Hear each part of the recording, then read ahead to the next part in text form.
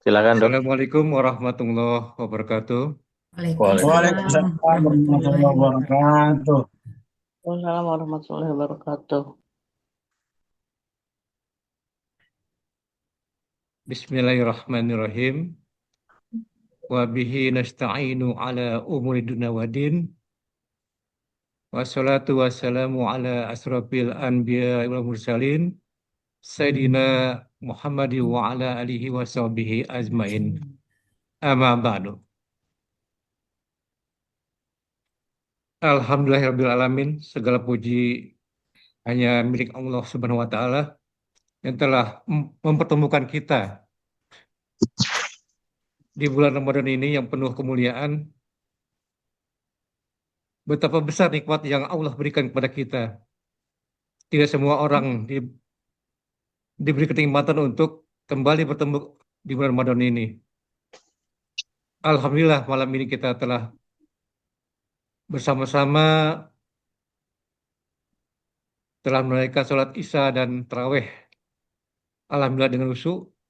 Semoga setiap rakaat yang kita dirikan diterima oleh Allah Subhanahu wa taala sebagai amal soleh, dan semoga ibadah saum kita esok dilancarkan oleh Allah, dikuatkan serta dipenuhi keberkahan oleh Allah Subhanahu wa taala. Amin. Salawat dan salam semoga senantiasa tercurah kepada junjungan kita Nabi Muhammad SAW, keluarga, sahabat, dan seluruh umatnya hingga akhir zaman.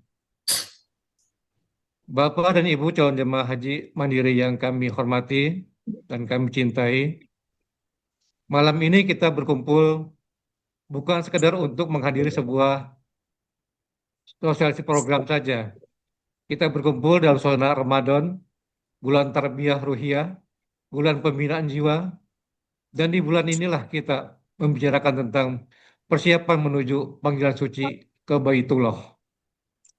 Sungguh ini adalah pertemuan yang insya Allah penuh keberkahan. Amin. Sebagaimana kita pahami bersama, jemaah mandiri adalah jemaah yang tidak bergabung dalam KBIHU. Artinya sejak awal kita telah memilih untuk mempersiapkan keberangkatan kita secara mandiri. Ini merupakan sebuah pilihan yang tentu memiliki konsekuensi. Kita dituntut untuk lebih aktif, lebih siap, dan lebih bertanggung jawab terhadap persiapan diri kita masing-masing. Ibadah haji bukan hanya perjalanan fisik, tapi perjalanan rohani yang menurut kita kesiapan fisik, mental, dan ilmu manasik yang betul-betul memadai. Tanpa kesiapan fisik, ibadah itu akan terasa berat.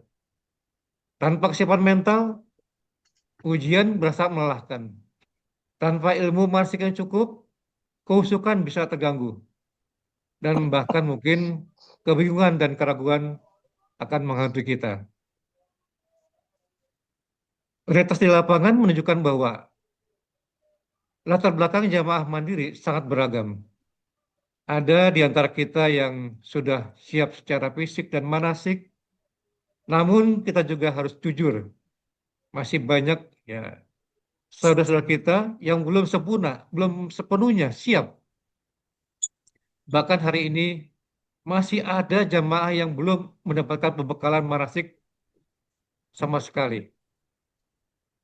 Melihat kondisi ini, hati kami sama pengurus, sesama jamaah mandiri, tergerak. Tergerak bukan karena merasa lebih tahu, bukan karena merasa lebih mampu, tetapi karena rasa cinta kepada sesama hamba Allah yang akan bersama-sama untuk menuju ke Baitullah. Kami tidak ingin ada satupun di antara kita yang merasa berjalan sendiri. Kami ingin ketika kaki ini melangkah ke tanah suci, kita melangkah dengan keyakinan, dengan pemahaman, dengan kesiapan yang optimal. Atas dasar inilah forum ini lahir. Forum ini bukan organisasi bentukan pemerintah. Kami bukan institusi pemerintah, bukan unsur organik kepemerintahan. kepengurusan forum ini adalah sesama jemaah mandiri, sesama hamba Allah yang peduli terhadap saudaranya. Tidak ada maksud mencari keuntungan, tidak ada tujuan selain ingin saling membantu, saling menguatkan, dan bersama-sama mempersiapkan diri menjadi tamu Allah dengan sebaik persiapannya. Kami juga menyampaikan dengan penuh keterbukaan bahwa untuk pembinaan dan pendampingan resmi di Tanah Suci ini, ketika nanti kita sudah berangkat ke sana, bahwa apapun yang di sana kerjakan, yang ini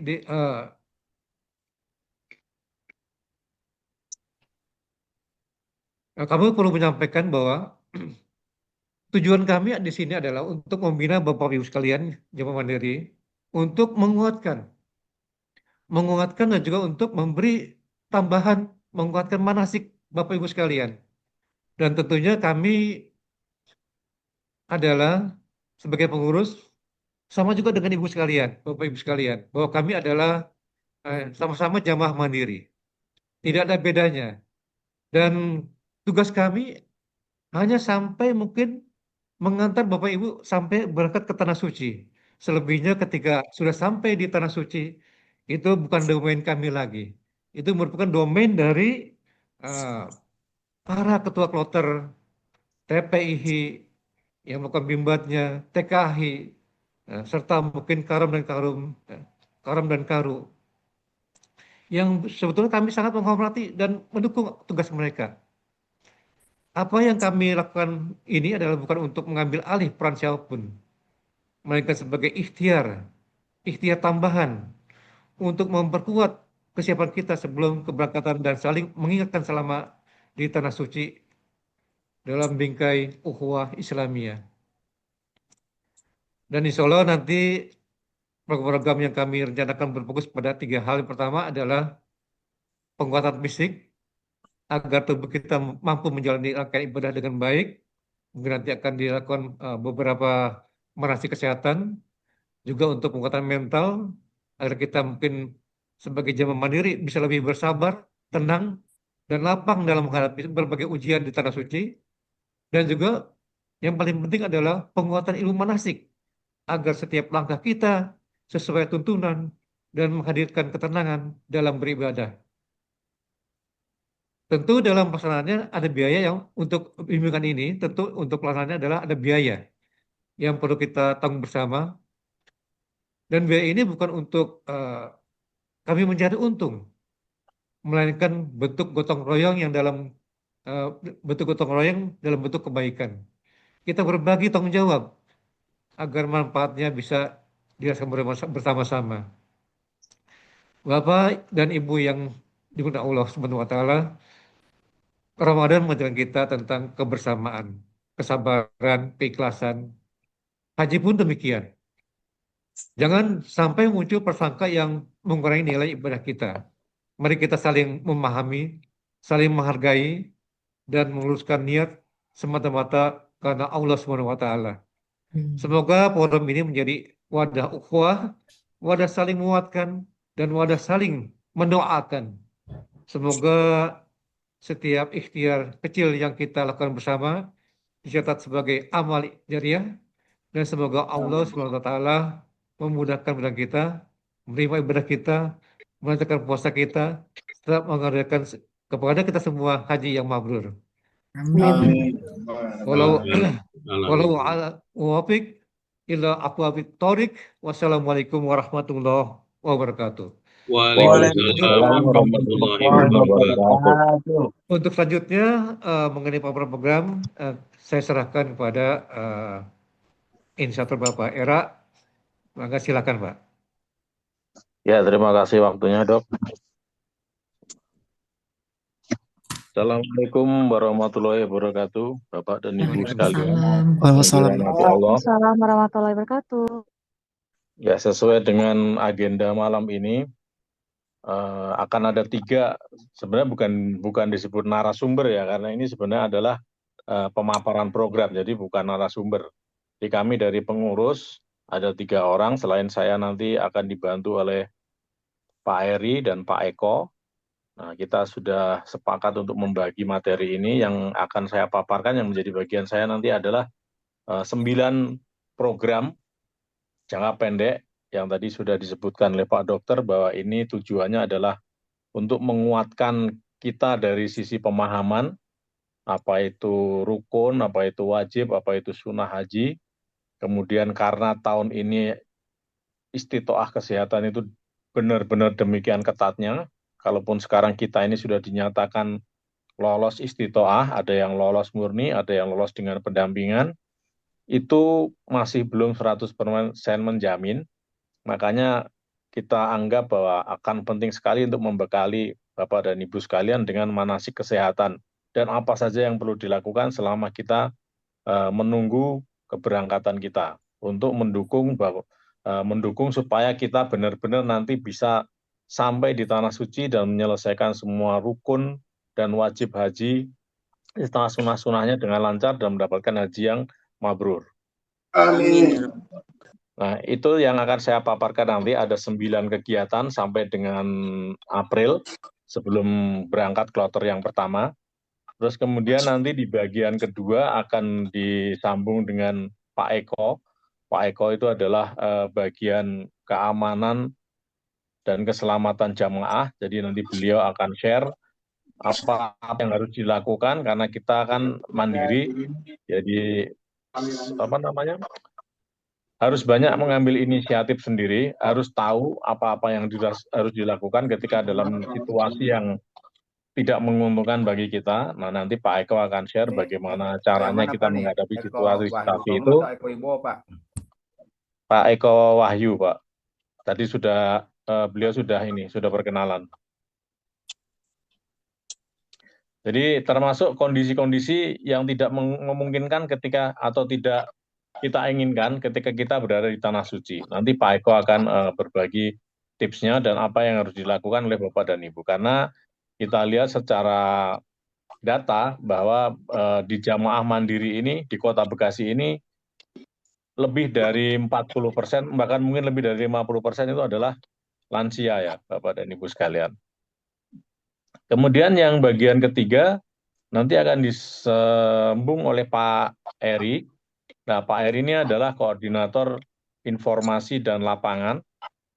Beliau sudah dalam proses untuk merangkum data-data jamaah, terutama data jamaah mandiri Kota Bekasi, sehingga nanti akan bisa kita ketahui di kecamatan mana yang lansianya dominan, di kecamatan mana yang kira-kira kondisi kesehatannya perlu kita berikan penekanan, dan sebagainya terkait dengan persyaratan-persyaratan untuk bisa dianggap layak terbang. Karena sekali lagi saya katakan bahwa saat ini walaupun kita sudah lolos istitoah, itu masih ada lagi ujian istitoah kesehatan Bapak dan Ibu, yaitu nanti di asrama haji yang menentukan apakah kita layak terbang atau tidak. Jadi semua yang kami lakukan ini di sini di kepengurusan Forum Haji Mandiri Kota Bekasi ini adalah yang pertama, jangka pendek ini program-program kami adalah mendukung persiapan mental, pengetahuan, dan fisik sehingga kita siap untuk berangkat ke Tanah Suci. Itu tujuan jangka pendek kita. Untuk jangka menengah dan jangka panjang mungkin kita belum merumuskan itu karena fokus kita mengingat waktu yang sudah sangat terbatas sebelum kita berangkat nanti, dan masih banyak juga jamaah yang mungkin belum mendapatkan bekal manasik yang mencukupi, sehingga seperti yang disampaikan Pak Dokter tadi, inilah yang bisa kami lakukan untuk membantu Bapak dan Ibu sekalian. Oke, saya akan lanjut. Saya coba akan paparkan satu persatu 9 poin ini supaya tidak terlalu lama. Yang pertama adalah yang hari ini kita lakukan sosialisasi program Forum Jamaah Haji Mandiri 2026.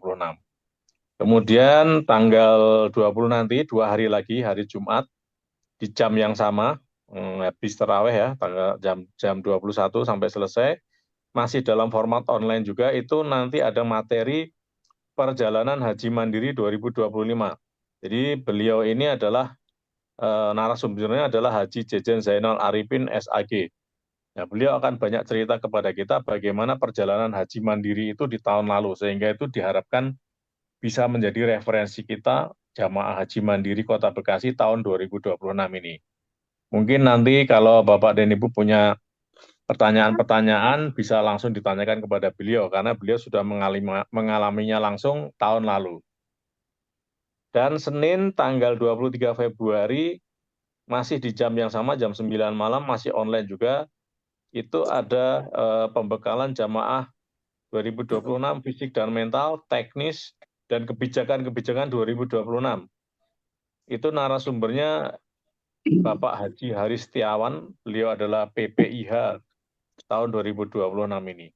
Jadi kalau nanti banyak pertanyaan-pertanyaan yang sekarang masih ada di pikiran Bapak dan Ibu terkait bagaimana nanti saya secara teknis, nah ini waktunya ada nanti di hari Senin tanggal 23 Februari itu.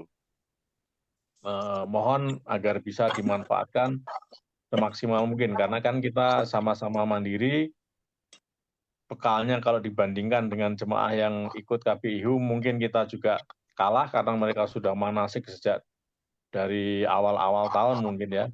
Jadi ini kita coba imbangi, bukan dalam artian negatif ya, kita mengimbangi pengetahuan mereka dengan 9 kegiatan yang sekarang pengurus lakukan ini.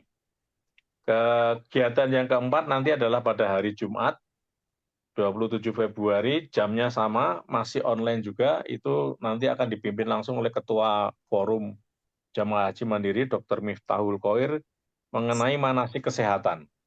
Ya, karena ya seperti kita ketahui bahwa isu kesehatan ini di tahun 2026 ini begitu sangat pentingnya. Sehingga kita ada beberapa kali masukan kegiatan tentang kesehatan ini. Sabtu, yang kelima ya, Sabtu tanggal 28 Februari. Nah, ini kegiatan offline kita yang pertama, Bapak dan Ibu sekalian. Jadi bisa dicatat tanggalnya pada hari Sabtu, tanggal 28 Februari, mulai jam 8 sampai jam 12. Lokasinya ada di Masjid Pemkot Bekasi. Ya, ini ada materi mengenai bagaimana teknis gelombang 1 dan 2 yang akan dibawakan langsung oleh Bapak Haji Sularto dari Kemenak, kemudian sama ya, Ibu Haji Sri Siagawati yang akan membawakan mengenai fikih wanita. Ya, jadi ya, Bapak dan Ibu bisa melihat di tampilan, ya itu kegiatan offline kita yang pertama nanti di hari Sabtu, dan kita akan bertemu langsung dengan Bapak Haji Sularto dan Ibu Sri Siagawati. Materinya mengenai teknis keberangkatan gelombang 1 dan 2 dan fikih wanita. Kalau Bapak dan Ibu punya pertanyaan banyak, ya mungkin bisa disimpan untuk hari Sabtu nanti, tanggal 28 Februari. Lanjut, hari Senin, tanggal 2 Maret, itu online lagi, di jam yang sama, itu ada tugas Ketua Kloter, Karom, dan Karu. Ya, jadi mungkin Bapak dan Ibu sebagai jamaah mandiri perlu juga tahu sebenarnya tugasnya Karom dan Karu itu apa sih gitu loh. Jadi nanti setelah kita tahu Karomnya siapa, Karunya siapa, kloternya berapa, itu sudah tidak ada lagi keraguan di hati kita bahwa kita nanti akan terlantar jangan-jangan. Nah, itulah makanya kita fasilitasi itu dengan salah satunya apa saja tanggung jawab kloter, Karom, dan Karu. Ya, intinya akan mengayomi semua jamaah, baik itu KBIH maupun mandiri. Kemudian hari Rabu 4 Maret, ini offline, lokasinya adalah di Islamic Center. Nah, ini karena tadi ada yang minta, Pak, banyakin praktek. Nah, inilah waktunya. Rabu 4 Maret itu nanti simulasi pelaksanaan haji tahun 2026. Tolong dicatat tanggalnya, tempatnya di Islamic Center, jamnya mulai jam 7 sampai jam 12. Kemudian pada hari Minggu 8 Maret itu kembali lagi, ini sangat penting materinya ya, manasik kesehatan yang akan dibawakan lagi oleh Bapak Dr. Miftahul Khoir. Ini tentang bagaimana manasik kesehatan dan mitigasi risiko supaya kita bisa dinyatakan layak terbang pada saat kita nanti di asrama haji. Ya, kalau Bapak dan Ibu sekalian ingat kemarin dari Puskesmas saat kita mengambil istitoah kesehatan itu, Bapak dan Ibu kan diminta untuk tanda tangan ya di atas materai. surat pernyataan. Nah, itu isinya kalau kita nanti memang tidak layak terbang, itu kita tidak bisa berbuat apa-apa. Tidak bisa menuntut, tidak bisa berbuat apa-apa kalau pada saat itu kita dinyatakan layak terbang. Nah, maka dari itu penting sekali kita berikan pembekalan bagaimana menjaga kesehatan supaya kita pada saat itu bisa dinyatakan layak terbang. Terakhir, sebagai penutup kegiatan, yang ke-9 itu pada tanggal 4 April, setelah Lebaran, itu di Asrama Haji Bekasi, itu kita akan mengadakan praktek lagi. Lengkap dengan alat-alatnya ada di sana, simulasi manasik haji. Jadi prakteknya sudah ada 2 ya, tadi ada permintaan banyakin praktek Pak. Oke, kita sudah sediakan 2 session, semuanya offline, itu terkait dengan praktek. Nah, seperti yang sudah disampaikan oleh Pak Dr. Miftah tadi di Mukodimah, bahwa 9 kegiatan ini tentunya tidak akan bisa berjalan tanpa dukungan dana, ya karena ada beberapa biaya-biaya yang mesti kita keluarkan untuk narasumber, kemudian untuk sewa masjid di Islamic Center, sewa tempat di asrama haji, sewa perlengkapan perlengkapan manasik itu kalau menurut informasi dari asrama haji itu mereka mengutip 10.000 per jamaah alat-alat praktek untuk haji. Kemudian belum sewa asrama hajinya, sewa Islamic Center, tenaga kebersihan dan lain-lain. Maka dari itu, oh ya ini kami kemarin ngitungnya kami terus terang tidak memasukkan anggaran untuk makanan dan minuman pada tanggal 4 April ini. Karena sifatnya ini halal bihalal, kalau nanti Bapak dan Ibu berkenan, monggo silahkan nanti bisa dibahas lebih lanjut untuk terkait konsumsi ini.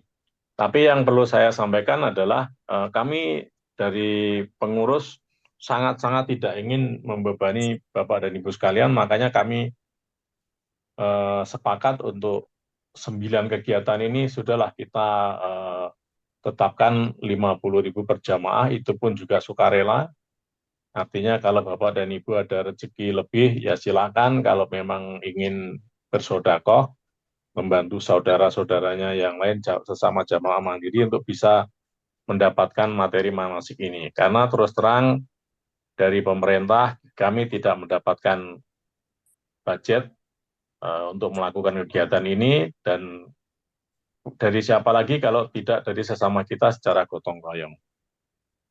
Intinya itu beberapa poin yang kami bisa susun untuk saat ini, untuk bisa memenuhi kebutuhan Bapak dan Ibu sekalian, sehingga pada saat berangkat nanti secara fisik kita sudah siap, secara kesehatan sudah siap, secara mental pun kita siap, kita merasa tidak sendirian karena ternyata banyak sekali kawan-kawan kita yang senasib sepenanggungan sesama jamaah haji mandiri Kota Bekasi, jumlahnya hampir 700 atau 700 lebih lah. Jadi Bapak dan Ibu yang selama ini merasa sendirian, merasa khawatir, jangan khawatir karena alhamdulillah dengan dibentuknya forum ini sekarang kita jadi tahu bahwa kita punya banyak teman yang siap untuk sama-sama saling tolong-menolong, saling mendukung, sehingga kita sama-sama bisa berangkat ke Tanah Suci, bisa menjalankan semua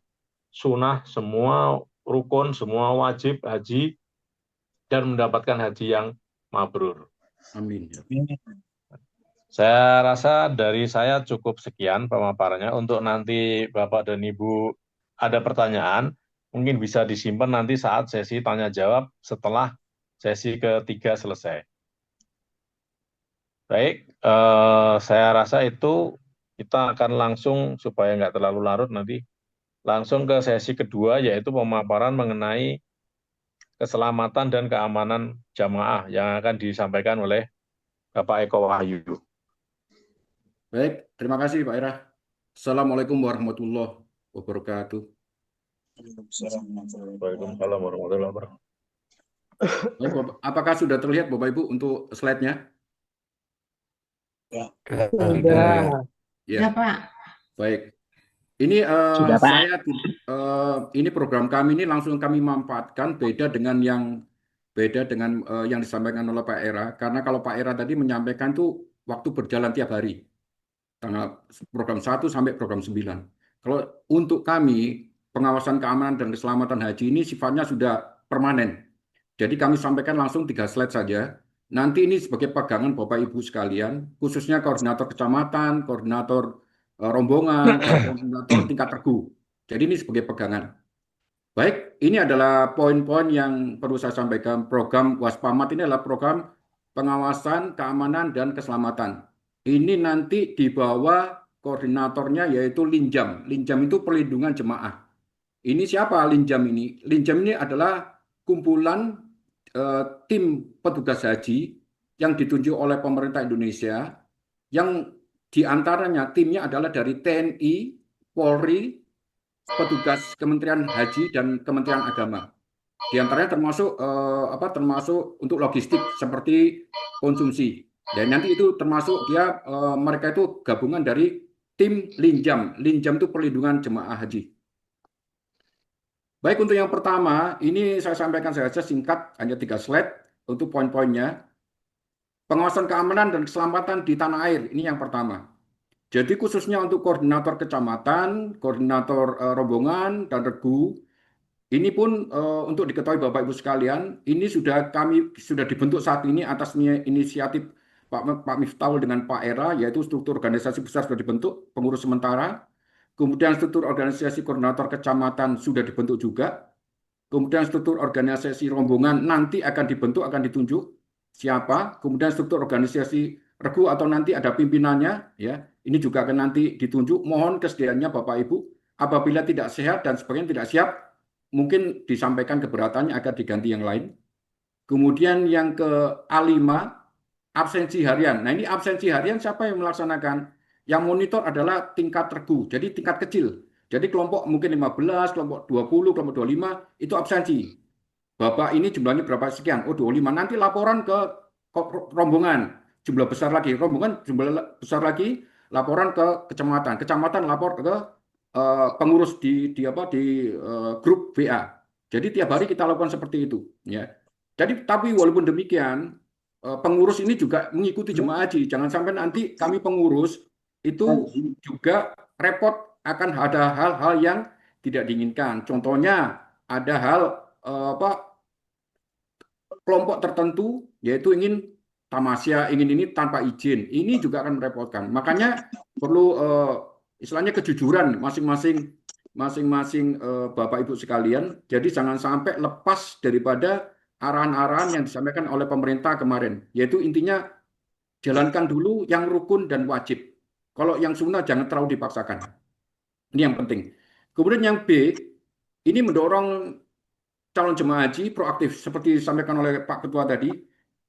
Ada orang yang cuek, tidak melihat WA group sama sekali, ya, tidak mau tahu istilahnya. Hanya pokoknya ngekor apa yang didengar oleh dari rekan-rekan ini cukup nanti cukup merepotkan juga apabila tidak tahu langsung atau tidak terlibat langsung mengetahui tulisan-tulisan atau arahan-arahan yang ada di grup maupun yang ada di pertemuan online atau offline. Posting kami dari bidang terkait keselamatan dan keamanan sudah melakukan posting secara bertahap. Ya, kemarin ada fungsi kegunaan SAL, kemudian tadi pagi kami sampaikan secara terinci yaitu manajemen keluarga dalam 1 bulan sebelum keberangkatan. Ini mohon tadi benar-benar dibaca. Ini yang paling penting tadi siang itu postingan yang paling penting itu bahkan Bapak Ibu sekalian kami sampaikan secara detail ya sampai ada penitipan mobil, penitipan hewan, terus rumah dan sebagainya kami sampaikan di sana. Poin 1, ini poin utama, ini ada silakan dibaca, ada kartu nusuk, SAL, paspor, KTP dan sebagainya. Ini jangan sampai tertinggal. Sekali lagi Bapak Ibu, kartu nusuk, SAL, paspor, KTP, ATM, dompet, gunting tahalul, alat cukur, pakaian ikram, alas kaki, jam tangan, ya, botol minum kecil dan tas kecil, ini jangan sampai ketinggalan. Ini paling penting dari kalau haji. Kalau pakaian yang lain mungkin bisa sesuai kebutuhan lah. Tapi ini yang poin utama, jangan sampai tertinggal. Kemudian poin B, poin pendukung, ya, koper besar dan koper kecil tadi sudah disampaikan tadi ada yang dapat atau tidak. Kita sabar saja untuk menunggu masing-masing bank untuk membagikan. Kemudian poin 3, alat kelengkapan pribadi nanti menyesuaikan Bapak Ibu sekalian. Hanya saya harapkan mengingatkan jangan sampai penggunaan parfum salah, ya. Jangan sampai penggunaan parfum salah. Sudah pakai ikrom baru disemprot. Ini jangan sampai. Lebih baik menggunakan sabun saja saat mandi cukup. Kemudian tidak menggunakan perhiasan berlebihan. Jangan sampai berpikir bahwa tanah suci haram Madinah itu aman. Tidak. Justru banyak sekali oknum-oknum yang melakukan penjamretan, ya, ikut-ikut sholat, tahu-tahu barang perhiasan hilang dan sebagainya. Jadi mohon ibu-ibu terutama jangan sampai menggunakan perhiasan berlebihan. Kemudian yang B4 memberikan semangat, ya, jangan sampai saling menjatuhkan antara kloter 1, kloter 2, keduanya sama, ya, kelebihan plus minusnya ada semua. Yang penting satu. Yang penting kita tuh dipanggil, ya. Yang penting kita dipanggil itu saja. Jangan memperdebatkan, oh saya kloter 1 nanti begini, kloter 2 nanti begini. Tidak. Dua-duanya tetap sama, yaitu dua-duanya kita bersyukur saja bahwa kita itu dipanggil dibanding mereka yang belum dipanggil. Itu saja intinya. Fokus ke ibadah. Kemudian C, koordinasi komunikasi dengan petugas pelindungan jemaah. Ini yang kami sebut tadi Linjam, yaitu petugas pelindungan jemaah haji. Ini terdiri dari TNI, Polri, dan Kemenhats. Kebetulan saya mengenal langsung ketua pembimbingnya, yaitu Letkol Tulus Wijoto. Kami kemarin sudah komunikasi langsung lewat telepon dan WA. Jadi beliau siap nanti membantu memonitor jemaah haji dari Bekasi yang ada di sektor, petugas ini tersebar di sektor Madinah, Mekah, Musdalifah, ya, atau Arafah, dan Mina. Beliau-beliau ini tersebar. Nomor HP kebetulan kami kemarin dapatnya dari Jati Sampurna. Itu sudah kami share di grup pengurus. Ya, tapi itu bisa digunakan untuk siapapun boleh. Nanti kalau ada yang menambahkan dari ada petugas lain, Linjam di sektor lain, silakan. Tidak apa-apa. Itu demi kebaikan kita. Kemudian mendorong jemaah haji Mandiri tahun 2006 untuk taat dan patuh. Disiplin. Jadi arahan-arahan ini tidak akan berguna, tidak berfungsi apabila Bapak Ibu tidak disiplin juga. Contoh, harus bangun jam sekian. Ternyata lelet misalkan, karena ditunggu bis harus segera pindah, harus sarapan pagi jam sekian, harus mandi jam sekian, dan masuk bis dan sebagainya. Terus kemudian jangan belanja yang tidak misalkan tadi seperti itu, ya, membawa barang terlalu banyak dari tanah air. Ini contoh dari tanah air, jangan terlalu bawa banyak, tapi ikuti petunjuk barang-barang yang wajib dibawa saja. Kemudian yang E, informasi keselamatan penerbangan. Kebetulan juga saya lulusan dari AFSEC, Aviation Security, jadi keselamatan penerbangan ini juga batas koper, nanti koper besar, koper kecil ini perlu diperhatikan juga, nanti kalau digabung berapa beratnya. Informasi kemarin ada yang 17, ada yang 23 kilo, nanti kami pastikan lagi batas berat penerbangan koper ini berapa, nanti kami pastikan. Kemarin masih rancu antara 17 kilo atau 23 kilo. Kemudian agar dipatuhi juga supaya tidak mengalami keberatan di bandara Suta. Jadi hindari juga membawa barang berbahaya. Contohnya hal-hal yang tidak perlu, pisau, ya. Kemudian botol cairan yang berlebihan lebih daripada 100 mili. Kalau nggak salah batasnya hanya 100 mili, ya. Kalau kan keperluan parfum lah, cukup kecil, cukup, tidak usah terlalu banyak.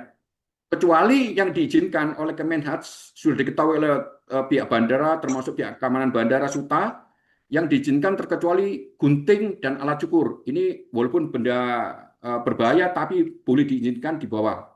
Ya. Kemudian kapasitas power bank ini tidak lebih dari 5.000 mAh. Jadi mohon tidak melebihi batas power bank itu dari 5.000 mAh. Dikhawatirkan ada tekanan yang di atas udara, itu berapa kali video yang kita lihat terjadi kebakaran di bagasi di dalam kabin. Ya, dalam kabin itu ada bagasi kecil, di atas kepala kita itu ada bagasi kecil, dikhawatirkan ada terjadi kebakaran karena tekanan udara di atas. Walaupun ada AC, tetapi tekanan udara di atas ini cukup berpengaruh kepada kapasitas power bank yang tinggi. Jadi ini adalah bagian dari pengawasan keamanan dan keselamatan selama kita di tanah air. Ya, ini yang perlu diketahui. Kemudian juga Bapak Ibu perhatikan tatib tanggal masuk gabung di asrama haji, tanggalnya berapa, nanti benar-benar dipatuhi, ditaati, jangan sampai terlambat, apalagi ketinggalan barang-barang yang penting tadi, ya, yang saya sampaikan di poin B1, itu jangan sampai ketinggalan di rumah. ya. Poin B1 jangan sampai ketinggalan di rumah, sudah masuk di asrama haji bolak-balik. Nah, ini yang pertama. Kemudian pengawasan keamanan keselamatan selama di tanah suci. Memastikan calon jemaah haji mengetahui rombongan kloter serta pejabat ketuanya. Jangan sampai nanti Bapak Ibu yang ikut tidak tahu ketua regunya siapa, nama ketua regunya, tidak tahu ketua rombongannya. Dan ini nanti juga menghimbau tidak membuat suasana gaduh selama pembagian kloter 1 dan kloter 2. Jadi intinya kloter 1 dan kloter 2 tetap sama-sama baik. Kemudian siapkan juga mental, tenangkan diri, yakin bahwa rombongan taat patuh aturan terhadap petugas haji dan petugas bandara. Jadi kita ikuti saja peraturan itu. Kemudian yang B, pemantauan kesehatan dan jumlah. Nah ini seperti saya katakan tadi, laporan mulai tingkat regu, ya laporan berapa orang jumlahnya, kemudian kerombongan ke langsung Korcam. Korcam langsung nanti disampaikan grup pengurus jumlah dari kecamatan Rawalumbu jumlah sekian, Jati Sampurna sekian, Jati Asih sekian, dan seterusnya. Ya, kalau ada yang sakit dan sebagainya dilaporkan. Kalau ada yang sakit dari bandara dari asrama haji juga dilaporkan, ya. Jadi nanti kita berangkat pun tetap mengetahui jumlahnya. Nanti akan kita share. Jadi nanti grup besar itu akan dinonaktifkan, ya, kecuali admin saja. Jadi kita tiap hari tahu jumlah orangnya berapa sih yang hadir sekarang, siapa yang sakit, siapa yang tertinggal, siapa yang sakit di tanah suci dan sebagainya, kita akan tahu di situ. Ya. Tentang komunikasi koordinasi hanya di tingkat kecamatan. Sekali lagi, komunikasi dan koordinasi hanya di tingkat kecamatan. Sementara grup besar akan dinonaktifkan untuk memberikan pengumuman tentang jadwal kegiatan hari ini apa, supaya tidak tertimpa, ya, supaya tidak tertimpa. Kemudian yang 2C, memastikan cek ulang, ya, jemaah haji yang daftar di bandara paham nama pesawat, nomor bodi pesawat, harus tahu, jangan sampai sama-sama Emirat Arab tapi salah masuk pesawat. Ketika salah masuk pesawat juga nanti salah hotel juga nantinya, ya susah juga nanti pembagiannya. Karena begitu sampai kita landing, paspor akan diminta oleh petugas haji, kemudian kita dimasukkan ke bis nomor sekian, ini ke hotel mana, bis sekian ke hotel mana, bis sekian ke hotel mana. Ini Bapak Ibu harus benar-benar melihat pesawat dan nomor, ya, nomor penerbangan pesawatnya. Kemudian jika ada pelanggaran, ya, ini mohon untuk di koper kecil disiapkan, ya, begitu nyampe nanti kita menggunakan bahan ikram di Madinah. Untuk yang kloter 2 perlu disiapkan sudah dipakai mulai dari asrama haji. Ini silakan dilihat, ya, jangan berwudu di pesawat tapi cukup tayamum, baca niat ikram umroh saat melintas di Yam Lam. Mulailah, ya mulai sekarang sebenarnya, ya, jaga ucapan, pikiran, hati dan tindakan, perbanyak zikir. Kemudian yang 2D, komunikasi dengan Korcam saat mendarat di Madinah, ya. Ini baik di kloter 1 di Madinah, kemudian kloter 2 di Jeddah. Kemudian hafal sekali lagi, hafal Bapak Ibu untuk hotel dan tendanya, ya. Kalau memang nanti di Madinah dan masih di Mekah itu masih tinggal di hotel. Begitu nanti di Arafah dan sebagainya ada di tenda dan sebagainya harus hafal. Karena bentuk tenda itu sama semua, ya, sama semua. Ya walaupun nanti diarahkan oleh HP, kadang-kadang kita itu masih bingung kemana nih tendanya, ya, harus hafal nomornya dan tempatnya. Kemudian untuk tanda sal, ya, tanda sal ini sangat penting, jangan sampai lepas. Sekali lagi, tanda sal kode wilayah Bekasi jangan jalan, jangan sampai lepas. Ini adalah kita bisa memantau dari jarak jauh, ya, memantau dari jarak jauh. Apabila ini kok terserat harusnya ke kiri kok ke kanan, nah kita saling bantu, ya. Kemudian mengingatkan yang 2E, mengingatkan pemantauan daerah Arafah, Mina, Tawaf, dan Sa'i. Ini banyak sekali joki, ya, joki memaksa orang untuk ikut, akhirnya minta bayaran. Termasuk gunting tahalul, ternyata sewa, awalnya sih meminjamkan, tahu-tahu dimintai uang. Ini harus waspada, lebih baik bawa gunting sendiri, ya, kemudian alat cukur sendiri. Jangan mau tergoda dengan hal-hal yang sifatnya joki yang tidak kenal. Makanya kita menggunakan sal itu, ya, menggunakan sal supaya tahu ini tergolong orang warga Bekasi atau orang yang bagian dari joki. Nah, ini perlu diwaspadai. Itulah gunanya sal, ya. Saling bantu. Kemudian hindari belanja berlebihan. Kalau Bapak Ibu karena waktunya panjang, misalkan kloter 1 waktunya panjang, jangan belanja terlalu berlebihan. Akibatnya apa? Pada saat perpindahan tempat bis ke bis, ya, bis ke bis, pindah lagi, itu barangnya nanti banyak sekali, merepotkan diri sendiri, dan mengganggu rombongan besar. Ya, seharusnya satu orang satu koper besar masuk bis, akhirnya numpuk-numpuk gara-gara barang bawaan belanja. Ini mohon tidak perlu, sekali lagi tidak perlu. Ya. Kemudian yang terakhir, pemotongan keselamatan terkait makanan dan minuman. Apabila ada mitigasi ya nanti ada mitigasi keracunan dan alergi, mohon sekali lagi cepat sekali laporan ke regu, ketua regu, rombongan atau korcam agar disampaikan. Apabila tahu nomor tim kesehatan silakan aja lanjut, apabila tidak koordinasi ke pengurus sementara. Ya. Kemudian terkait kehilangan barang atau kerusakan harap wajib lapor, tetap wajib lapor, terutama paspor, kartu nusuk jangan sampai ditemukan orang lain dan disalahgunakan orang lain. Ya kalau di kartu nusuknya cepat dilaporkan supaya kartu nusuk itu karena ada barcode-nya, nanti barcode yang ada itu cepat-cepat diblokir, ya cepat-cepat diblokir dan diperbaiki. Ini tentang yang 2F. Ini mohon benar-benar jika kehilangan barang rusak cepat-cepat dilaporkan. Ini pengawasan keamanan keselamatan selama di tanah air. Kemudian yang terakhir, untuk slide yang terakhir ini, insya Allah kalau semuanya sudah lancar, tetap kita fokus ke administrasi. Ya, administrasi jangan sampai hilang.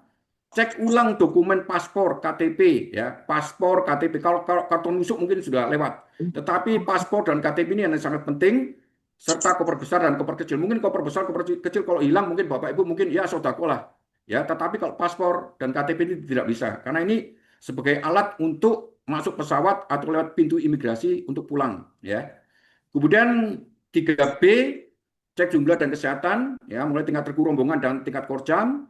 Kemudian tertib dan ikuti arahan petugas haji sampai pulang di pondok haji.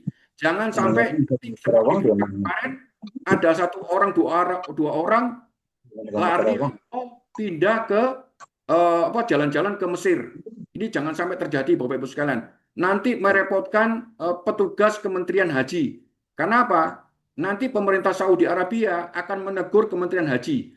Karena apa? Kita mempunyai izin datang ke Saudi Arabia adalah berhaji. Ya jangan sampai nanti keluarnya dari Saudi Arabia kita ke ke Mesir bukan kembali ke Indonesia. Yang terakhir yaitu selesai.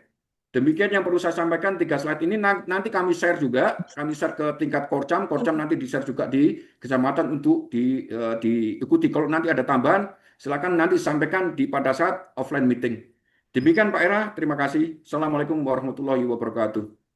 Oke, kita lanjut ke Pak Eri untuk materi berikutnya mengenai big data. Itu gunanya apa saja buat kita. Silakan Pak, waktu dan tempat kami persilakan. Kelihatan Pak, kelihatan. Oke, jadi ini nanti dari Pusat Informasi dan Data, intinya nanti apa yang disampaikan oleh Pak Eko tadi nanti akan kita kumpulkan semua di satu repositori di sini ya. Selain nanti disebar di WhatsApp group, nanti juga akan di backup di satu repositori. Nanti kita akan buat satu semacam website gitu ya. Untuk nanti sebelum keberangkatan sampai nanti di Tanah Suci sampai dengan nanti kita pulang kembali ke tanah air. Nah, selain dari itu beberapa agenda yang dari ini kalau saya lihat ini kayak lambangnya MU Pak Era ini logonya Jamaah Haji Mandiri ini. Jadi database yang pertama kita akan mematangkan dulu database anggota. Kemudian nanti setelah ini nanti database anggota kita matang, kemudian kita siapkan repositori informasi haji.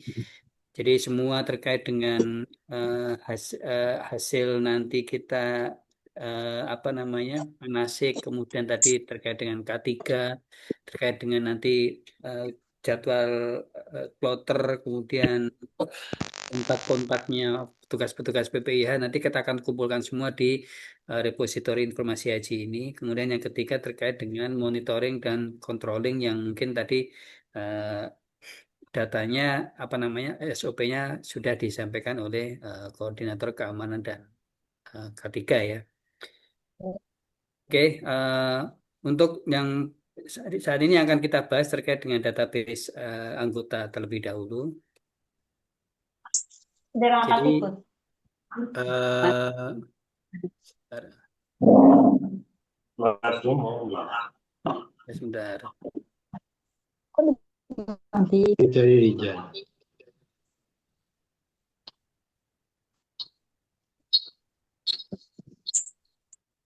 Sebentar, saya menaruh ininya di sini. Oke, ini saya sudah menarik data dari baru bangun bang. Kementerian Haji. Ya, bentar. aku di sini. Nah, kalau kita bicara data saat ini itu siapa yang eh, dimudahkan dialah yang menguasai data ya.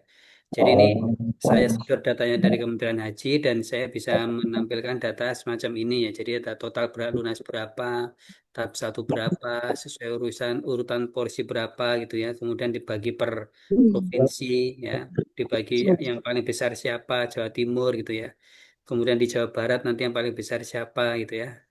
Nah ini untuk Kota Bekasi ada 7.000 yang berat lunas, yang cadangan sekian. Nah data ini adalah data dari Kementerian Haji. Nah data ini cukup membantu karena pada saat Aplikasi nanti nggak kita punya. akan berhadapan atau kita menghadap kepada Yang begini dah. Kementerian Haji Kota Bekasi, nanti kita akan kalau kita tidak menguasai data kita ya hanya apa namanya ya tidak bisa bicara gitu ya. Tapi kalau kita punya data kita bisa bicara. Nah, ini data yang eh, Haji Mandiri Kota Bekasi yang sudah kita kumpulkan ya. Kalau kita lihat dari sebelah kiri ini jamaah dalam WhatsApp grup itu ada sekitar 658 orang gitu ya. Yang paling banyak Bekasi Utara 122, kemudian disusul Bekasi Timur dan Rawalambu dan seterusnya. Tapi untuk partisipasi pendaftaran terhadap form yang sudah eh, sharing ke Bapak Ibu sekalian baru 181 orang atau sekitar 28%, kurang 72% lagi. Nah, dari data yang sudah Bapak Ibu input ini, saya sudah bisa apa namanya menarik data laki-laki berapa, wanita berapa ya, berapa persen, kemudian rata-rata umur berapa, kemudian kita klasifikasikan dari yang umur eh, tertua, tertua itu untuk di atas 70 tahun ada 4%, kemudian apa namanya yang 60 sampai 69 tahun ada 33%. Nah, kemudian dari data yang masuk ini juga yang mandiri ada 97%. Ya Alhamdulillah ya, berarti Bapak Ibu semua tergolong jamaah yang cukup mandiri gitu ya. Jadi tidak tergantung kepada orang lain gitu ya. Kemudian ada yang resiko kesehatannya rendah, ada yang tinggi dan ada yang sedang. Kemudian ada yang dengan pendampingnya itu didampingi oleh mahram, kemudian ada yang didampingi tanpa pendamping sama sekali, kemudian ada didampingi dengan teman apa saudara tapi bukan mahram, dan ada yang didampingi oleh teman. Nah, eh, ada juga jamaah dengan beberapa riwayat penyakit yang cukup berat, tapi ada yang tidak ada riwayat penyakit ya. Nah, tapi di sini yang cukup bisa diwaspadai adalah adanya jamaah yang dengan kondisi resiko kesehatan tinggi dan pergi tanpa pendamping dan memiliki riwayat penyakit. Nah, ini mungkin ini akan menjadi apa namanya eh, pengawasan yang lebih intens terhadap 15 jamaah ini dari 181 ya. Nah, nanti kalau 658 orang ini nanti nginput semua datanya, nanti bisa kita petakan per kecamatan itu nanti skornya berapa ya. Eh, Secara risk manajemennya itu per kecamatan skornya berapa, nanti bisa kita mitigasi. Jadi Bapak Ibu sekalian, untuk data yang diinput ke Google Form itu nantinya itu bersifat rahasia. Jadi hanya pengurus yang bisa mengolah data ini, dan mungkin apabila diminta oleh Kementerian Haji juga akan kita berikan.